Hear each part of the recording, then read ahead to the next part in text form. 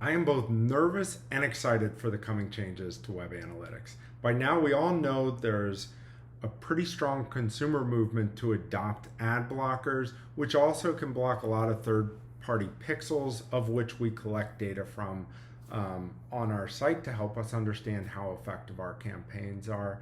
That's slowly been happening over the last 10 years.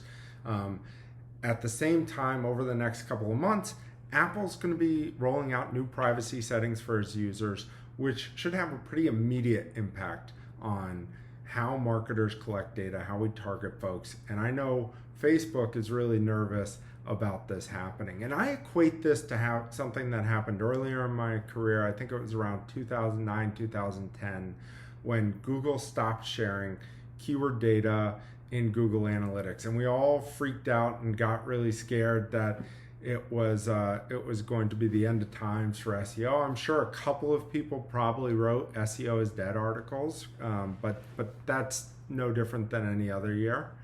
But I think what happened in that period is SEOs started to get more strategic because they weren't just talking about keywords anymore and, oh, I optimized for cat pictures on Google and look, we're driving all this traffic for cat pictures and here's how many conversions it drove.